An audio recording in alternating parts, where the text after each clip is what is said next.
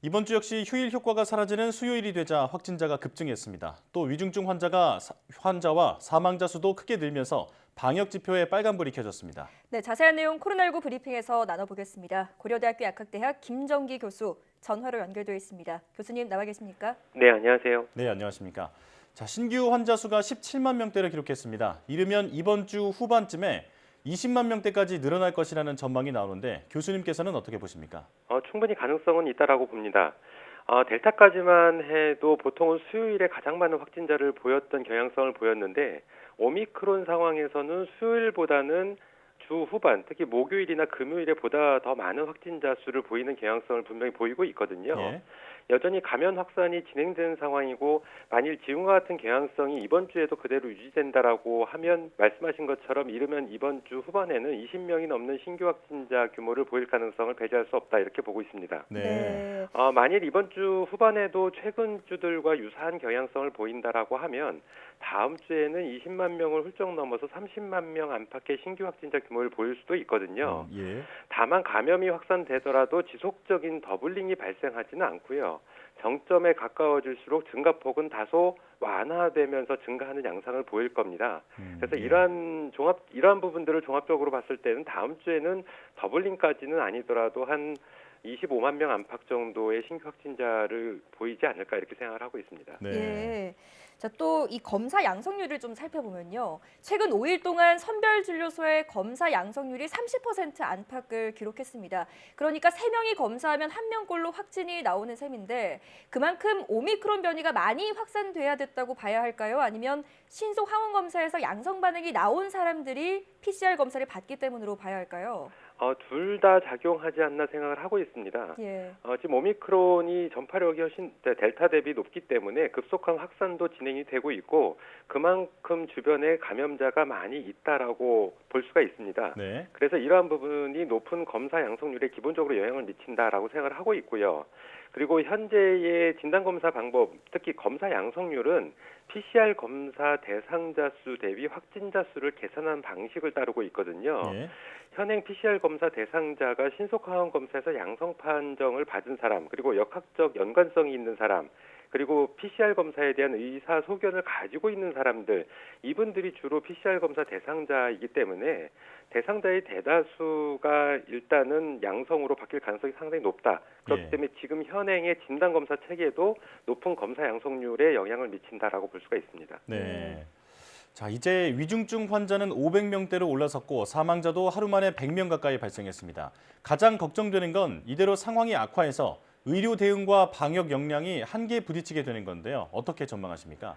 향후 1, 2주 안에 이와 같은 상황이 도래하지 않을까 이렇게 걱정이 되는 부분이 분명히 있습니다. 네. 그러니까 2월 2주차까지만 해도 200명대의 위중증 환자를 보이면서 비교적 안정적으로 관리가 되어 온 상황이었거든요. 네. 근데 2월 3주차에 들어서면서 300명대 그리고 지난주 후반에는 일주일 만에 400명대를 보였고요. 현재는 400명대에 들어선 지 채 일주일도 안 돼서 500명대 위중증 환자 수를 보이고 있습니다. 네. 즉 최근 들어서 점차 재원 중인 위중증 환자 수가 크게 늘어나고 있는 상황이고요. 이러한 부분들을 반영하듯이 현재 중환자 병상 가동률이 전국은 36.9%, 수도권은 35.9%, 그러니까 30%대 후반대를 보이고 있거든요. 네.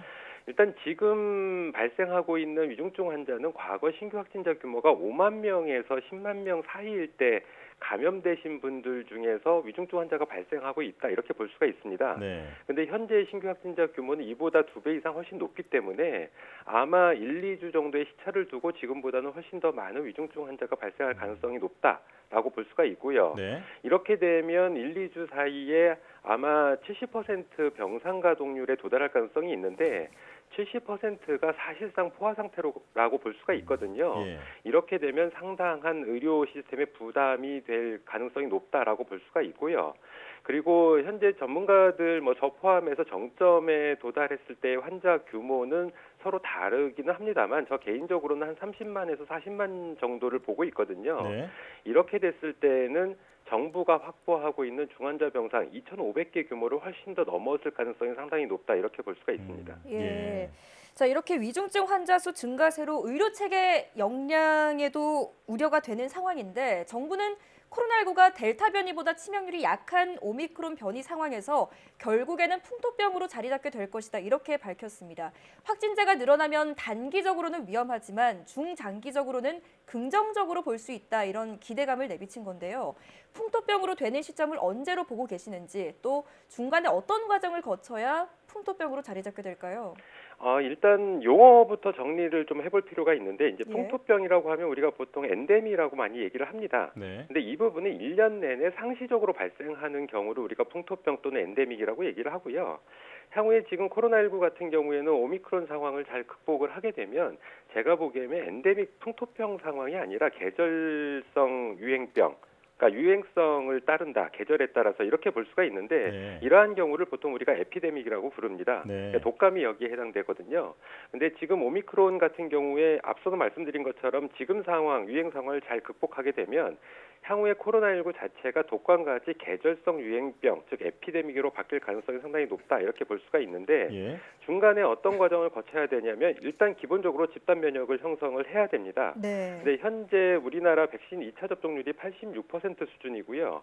그리고 아직까지 공식적으로 발표는 안 됐습니다만 이 오미크론 상황에서 자연 감염에 의해서 면역력을 획득하신 분들도 상당 부분 이제 늘어난 상황이거든요. 네. 그렇기 때문에 현재 코로나19에 대한 면역 형성률은 한 90% 이상으로 보는 게 맞지 않을까 생각을 하고 있고 여기에 현재 진행 중인 미접종자들에 대한 노바백스 백신 접종으로 인해서 아무래도 그 면역 형성률이 크게 높아지지 않을까 생각을 하고 있습니다. 예. 이렇게 되면 사실상 11세 이하의 소아청소년들을 제외하고는 거의 모든 국민이 면역을 형성하게 된다라고 볼 수가 있고 일단 오미크론의 정점에 도달하는 시기도 전문가들마다 다소 견해의 차이가 있습니다만 제가 보기에는 4월 전후가 될 것 같다라고 볼 수가 있고 이 정점을 지나게 되면 분명히 집단 면역이 빠르게 형성될 거다 이렇게 볼 수가 있습니다. 예. 이렇게 되면 말씀하신 것처럼 코로나19 자체가 지금과 같은 팬데믹이 아니라 에피데믹, 즉 유행병으로 바뀔 가능성이 상당히 높지 않나 이렇게 생각을 하고 있습니다. 네.